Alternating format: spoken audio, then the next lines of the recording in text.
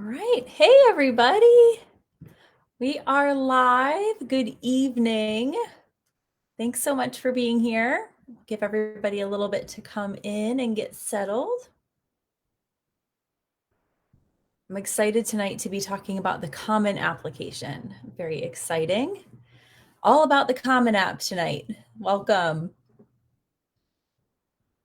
So we have lots of fun things to talk about, all things Common app, and how to make the most of this time thinking about the Common application and some different things that students can be doing right now as they maybe have a little bit of downtime this summer thinking about the Common app. So it seemed like now is a really good time just to get on and share some inside tips for really how to make the most of getting that Common app started. So I hope you all are having a great weekend. Hope you had a chance to do something fun. If you are joining me tonight, I'm Gina from Advantage College Planning, if you're new here. And if you're joining us tonight and you are a parent, if you want to let me know that, if you're a parent and you know how old what grade your student's going into, or if you're a student, what year you'll be going into next year, if you're a counselor, another professional, I would just love to know who's here tonight, just so I have an idea of how to tailor some of this information. Is always really helpful to know who's here with me. So feel free to use the chat, and we'll be talking about all things Common App tonight. So we can go ahead and get started.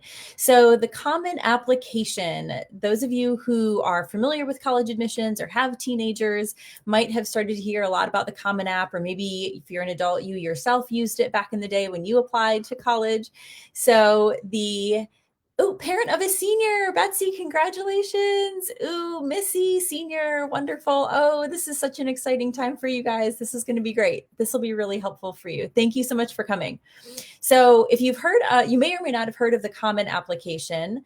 Another rising senior. Hey, Chris.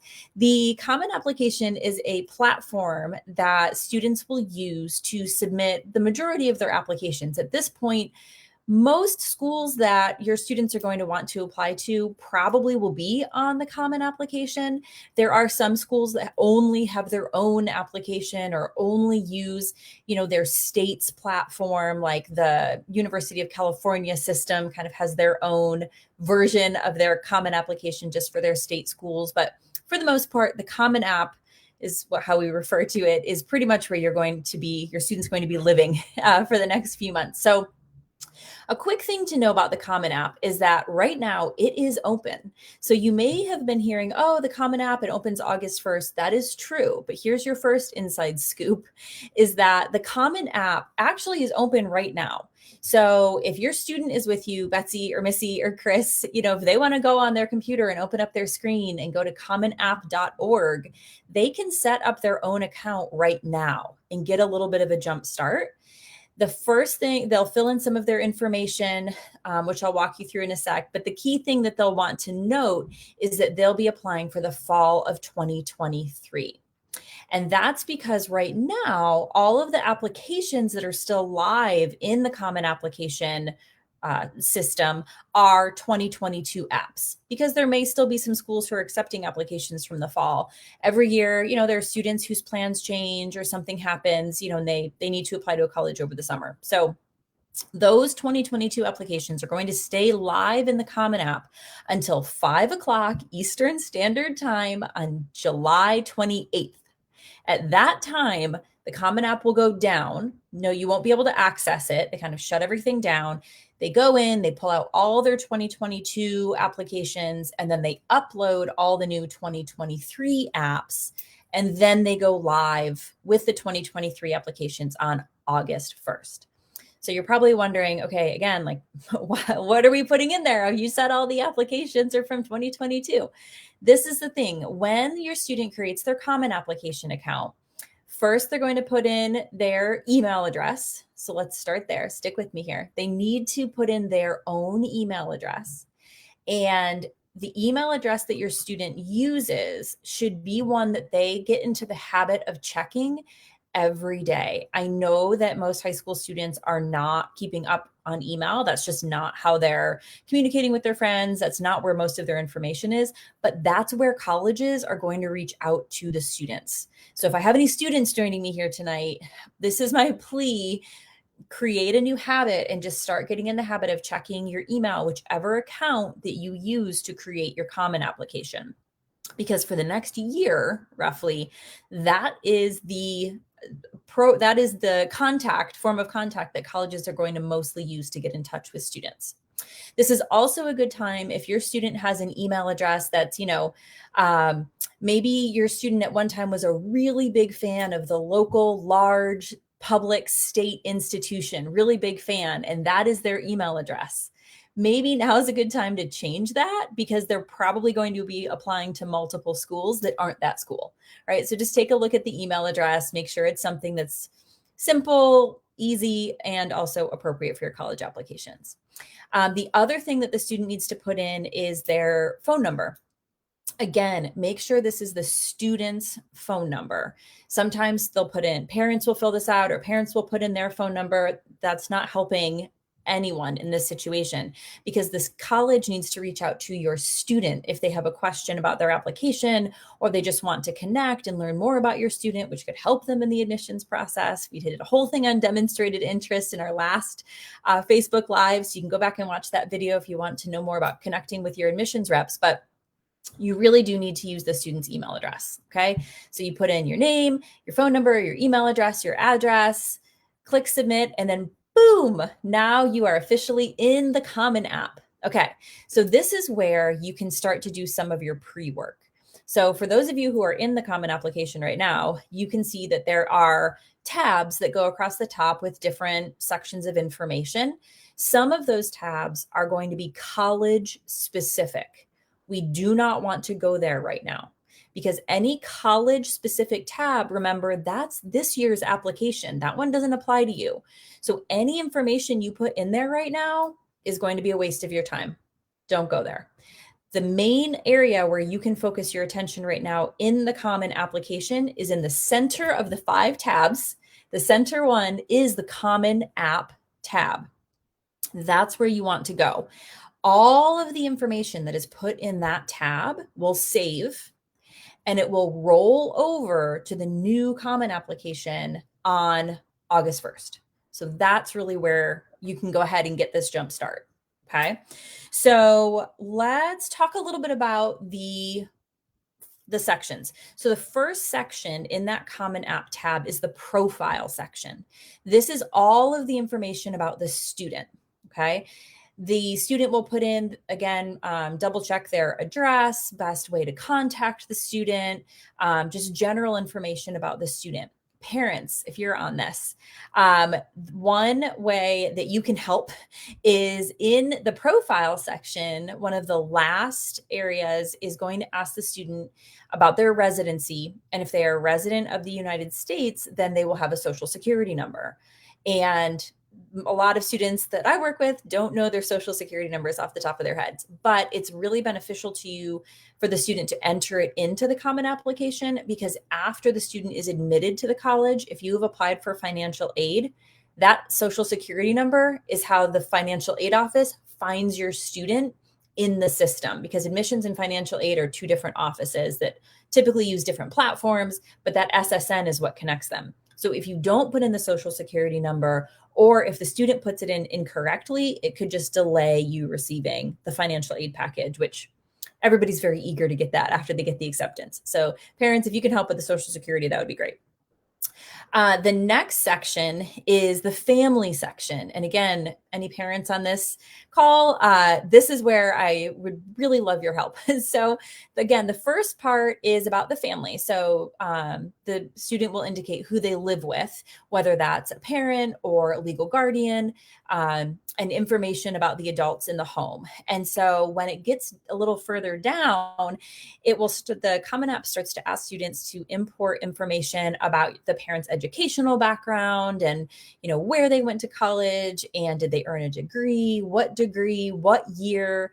That's usually where we get in the weeds, and the students don't know those details. So this is a great time actually to, number one, help your student with filling in this specific part of the Common Application. And then this is also a great time to talk to them about your college journey and maybe how it was similar or different to what they're going through, or how you started out as a major in one area and then you ended up changing your mind, and kind of how you got to where you are. Sometimes we don't know that about our parents because it's just not something you think to ask, but this is a great opportunity to sit and just have those conversations. So that's the family section. The next section is the education section. And this is where the student's going to put any information about their education. So they'll input their high school if the student has attended more than one high school. So maybe freshman year, they were at one high school and the family moved. And then sophomore year, moving forward, they were somewhere else. You'd want to list both of those high schools. So your current high school first, and then you'll put in your former high schools. There's also an opportunity if a student has taken any dual enrollment classes with a 4-year or 2-year community college. You don't have to list the classes that you took, but they just want to know if you've attended courses at a 4-year institution or 2-year institution, and if the student has earned a degree.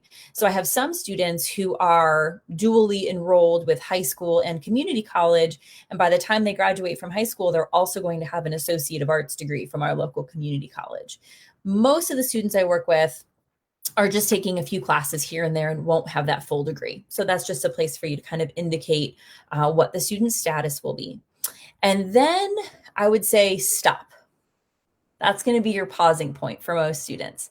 The second part of the education section is going to ask students about their grades.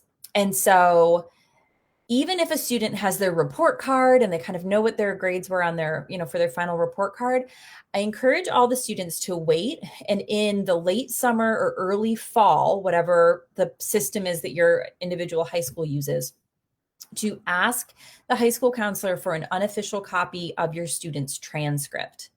Because this way, you and your student can see exactly what's going to be sent to the college. And, not only what the final grades are, but if your school is a school that uses class rank, for example, that sometimes changes a little bit over the summer, or right in the beginning of the year when things are moved around or grades are changed or what have you. So my preference is to make sure that everything that the student is importing on their own into the Common Application, their grades, their class rank, GPA, all of that, matches what the counselor is seeing on their transcript. Because then there's no discrepancy. The counselor doesn't have to go, or the admissions counselor doesn't have to go back and say, oh, well, they said it was this, but now this transcript says X. Was it just a matter of it was a few weeks between the two documents, or do we have like an error here? I just think it's best if it's consistent. So I would wait on that. The other area that the student should wait on is they're going to import or add in their most current or most recent classes. They're talking about senior year classes here. And so again, most of my students at this point are starting to hear from their schools saying, okay, these are the classes that you're going to be enrolled in for the fall and spring of senior year. But as many families and students can probably attest, there often are last minute changes to the planned classes, even ones that students feel sure they're going to get because maybe all of a sudden now there's no longer a teacher to teach AP art history or what have you. So again, I just wait on that one until the school year starts, and then we can go and put in the classes. Okay. The next section is the testing section. This one is going to be a little bit of a dance that really is going to depend a lot on the student and the classes they're applying to. So in the testing section, that is where students can enter in their SAT and ACT scores if they want to self-report them to schools. They also can enter in any AP scores that they have earned. This is something to keep in mind, though, is that anything that the student puts in that Common App tab is going to every single school that student submits their application to, unless they go in and make little changes every single time, which honestly is just a recipe for a disaster. So my advice is if your student, or if I have any students on here, if you are thinking that you might apply to one or two schools on your list, test optional, maybe you have a few schools that are test optional, you feel that your application's stronger without your test scores, your SAT or ACT scores, you don't want to send them to schools A and B, but you are going to send them to schools C, D, and E. It's pretty common, right? I would recommend do not put your test scores in this testing section. Because if you put them in, then you forget to take them out, and then you accidentally send them to the school that you didn't want to send them to, that's just adding a whole lot of stress to your life that, let's be honest, you don't need. Okay.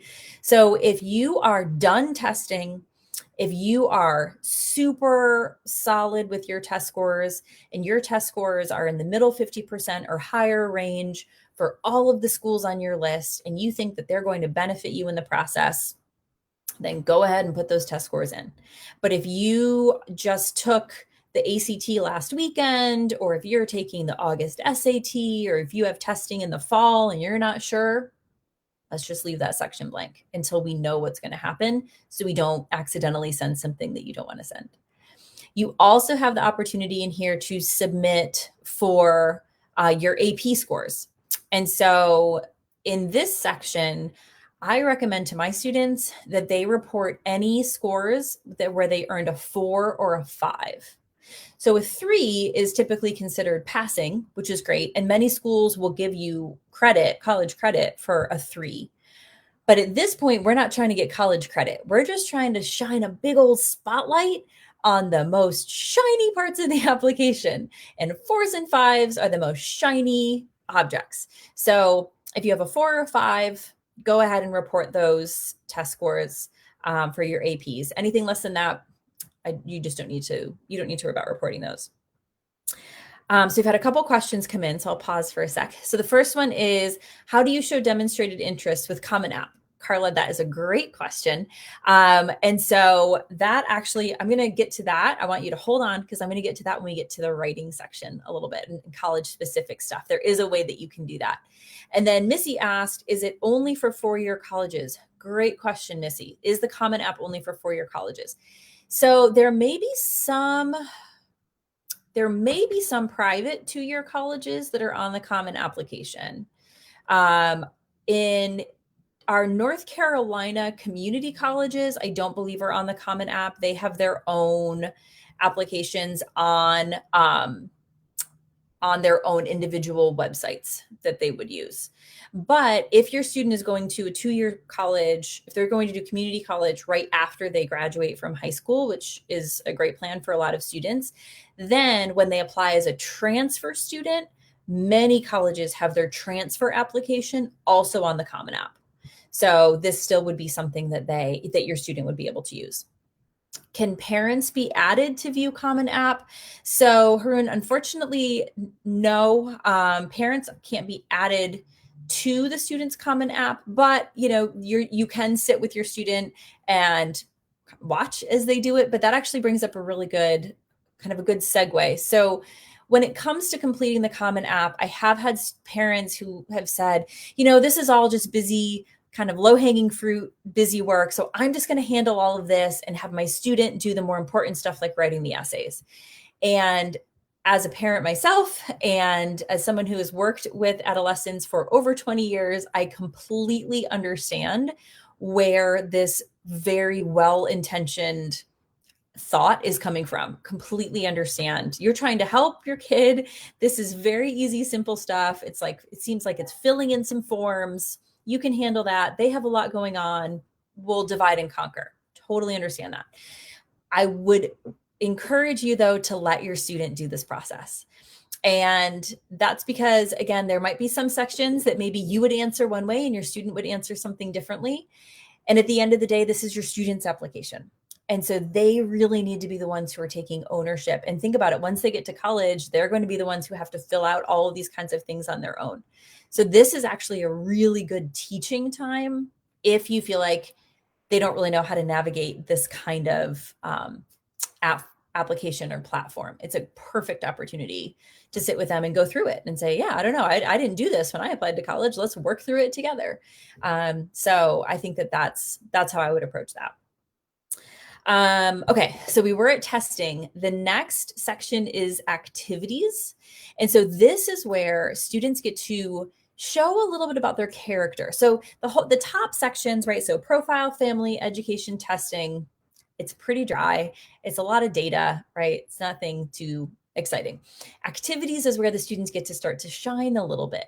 So in this section, your student can include a maximum of 10 activities that they've been involved in from ninth grade moving forward. So some of you might be freaking out saying, 10? My student only has like 2 things. That's not a problem. That's totally fine. If your student has been involved in 2 things, but they've really loved those 2 things and they take up a lot of their time, that's totally fine. Some of you might be on the other end of the spectrum and say, only 10? We have like 50 things that she's been doing. So that's also fine, but we're going to have to narrow it down. And so that's where if your student has less than 10, they do not need to make stuff up. They shouldn't make anything up, but they don't need to feel pressure to like join a bunch of clubs this fall just to have things to add. That's not genuine. That's not authentic. That doesn't help anything. If your student has more than 10, this is the time to really have them start to kind of dig in a little deeper and think, okay, of these 10 activities, which ones are the most important for a college to know that I've been involved in if I want them to understand who I am and what is important to me? What events have been the most meaningful? What events have had the biggest impact on me? Or in which events have I had the biggest impact on others? Right? What's most important to me? And that is how I would recommend scaling down those 10. Sometimes there are activities that are similar and can kind of be grouped together, or you can just choose one of the 3 instead of listing all 3. So for example, if a student played JV volleyball, varsity volleyball, and club volleyball, right? You can kind of combine those 3, unless they were wildly different. You can kind of combine that more into one, right? Instead of using that to take up 3 activities, because now we've learned you play volleyball. We got that, right? So then we're moving on. Gives you a little room to talk about other things. With the activity list, and I'm actually going to be doing my next Facebook Live on August 3rd at noon. It's on my calendar. And so I will specifically be talking about the activity list. It deserves its own Facebook Live, but the activity list, here are the key things to know. Maximum of 10, focus on the things that are most important to you. I'm speaking to the student. And then just know that you are very limited in character count when you're describing your activity. You don't have much room at all. You're essentially sending out a tweet to the colleges. So you have 50 characters to tell them the position that you held, 100 characters to tell them the name of the organization, and 150 characters maximum to describe your impact in this activity. So that's its own beast that we'll be talking about next time. The last section is the writing section. And so this will be another whole separate Facebook Live, is the Common App essay. And that's another thing your student can be and should be working on now, thinking about working on, making some progress on, is that common application essay. So the common application essay is a maximum of 650 words, a minimum of 250. So it just has to fall somewhere between 250 and 650. The Common App every year releases 7 prompts that they provide to students to give them an idea of what to write about. The 7th prompt, for as long as I can remember, is and has been, write an essay on the topic of your choice. And then there are other prompts that mostly stay the same each year. One or two will kind of change from year to year. The goal of that essay is it is a personal essay written by the student in the student's voice about the student, and gives the college, a little bit of an insight into who the student is and what are their values and what kind of person will they be on the campus. That's really the goal of that essay. And again, that essay will be sent to every single college on the student that the student applies to. So if your student has a number 1 school and they put in their Common App, I have always dreamed of attending such and such university. That's a bad plan because that's going to look great for one university, and for the other 6, that was not great, right? So the common application, big personal essay, general and more specific about the student, not college specific. There are 2 other sections in the writing area of the Common App that are optional. One is about COVID-19 and community disruptions. So if your student lives in an area where they were impacted by a natural disaster like a hurricane or a tornado, earthquake, something like that, that really disrupted their life and their schooling, that's the place they can talk about that. If your student was really seriously impacted by COVID-19 or is still being impacted in ways that are very specific to the student and the family, that's another place where the student could share that.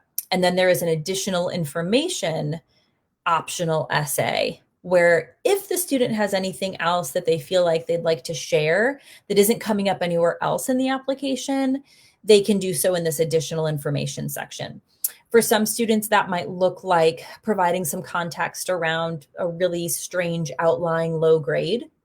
Maybe they had a medical emergency and that severely impacted them in this one specific class. Or maybe it's something really positive, like they had a poem published in a magazine and they wanted to provide a link so that the readers, if they wanted to, could read the poem, right? It could go either way, but that's, again, truly optional. Okay. So those are the main sections of that Common App tab. That is the only place you want to live until August 1st. All right, Carla, I hope you're still with me because now I'm getting to your demonstrated interest question. So on August 1st, the Common App will go live with the new applications. And when that happens, then your students can go in and they can add into their own Common App the schools that they're planning to apply to. So they type in the school and they pick, yes, add to my list, add to my list, add to my list. And then in each individual college, they'll be able to click and see what other questions does this college have for me. So in addition to all of the information in that Common App tab, schools have some other school-specific questions that they'll ask of the student. And then many schools will have a supplemental essay or 2 or 3, 4, 5, depends on the school, usually at least 1 or 2. And one of the most common supplemental essay questions that we see all the time is some variation of why us? Why our college? Why is our school the best fit school for you? Why are you applying to our school? And so this is where your student can show demonstrated interest. This is where your student can really shine and show they've been intentional, they've done their research, now they're bringing the receipts. Here is what I have learned about this college, and here's really how it's the best school for me. Here's how I'm going to use those opportunities. And so that's another Facebook Live that we'll be doing as well, is the Why Us essay. So that's, again, it's a whole nother conversation, but for demonstrated interest, that is what you want to use. Okay, great. So Nahal had a great question. Do the schools see all the other schools on the students list? Funny you should ask that, Nahal. So a few years ago, when I say few, I mean maybe like 10, 8. Yes, the answer used to be yes, because when students applied, there was a section that said, please list all of the other colleges that you're applying to. Thankfully, they have gotten rid of that. So now they do not, the colleges would not know all of the other colleges that your student is applying to. So that is a change. That's a more recent change, but I think a change for the better. That's kind of stressful, I think, for students to have to say, oh, I'm also applying to these other schools. Gives them a little bit more power. I'm looking at my notes here. Oh, adding recommendations. So 2 questions that I get a lot. One is, how do I add letters of recommendation, or how do I add my recommenders? That will happen after August 1st, after your student adds the colleges to their list. Then they can go in and they can see each school is a little bit different. Some schools don't even want you to send a letter of recommendation. They don't even allow it. And then some schools will, tell you, oh, you can send one, you can send two. So that's where your student will add for each individual school who they want, which recommenders. They'll put in the teacher's or the person's first name, last name, email address, and then Common App will send that person a form. The last thing that I get questions about is when I'm submitting the applications, do they all just go at once? Like, do I have to have them all ready at once and then I hit go? No, you submit each individual school's application one at a time. So when one school is ready, you submit that one school. They're getting all the information that was in that Common App tab, but you're only submitting that one school. You're not sending them all at once. Okay, that went a little longer than I was planning on, but it's, that whole Common App tab section is pretty long. So hopefully you found that helpful. If there are any other questions about the Common App, I am happy to answer them and share that with you. And again, if you have students who are rising seniors, they absolutely should go and get this Common App started right now. I call it low-hanging fruit. This is easy peasy, but it's one thing that you can knock out early so that it's one less thing that you have to do in September. It gets the ball rolling. It just helps them start to feel like, yeah, I am going to college. This is going to be great. I'm starting my Common App. So I definitely recommend getting that started as soon as possible. If you have any questions, we have great resources on our website. So again, I'm Gina from Advantage College Planning. If you would like more information like this, you can check us out at advcp.com. We have a blog. We have a podcast that's fabulous. I have some short videos. We have lots of great resources on our website. And then on our Facebook page, we also are recording and saving all of our Facebook Lives as well.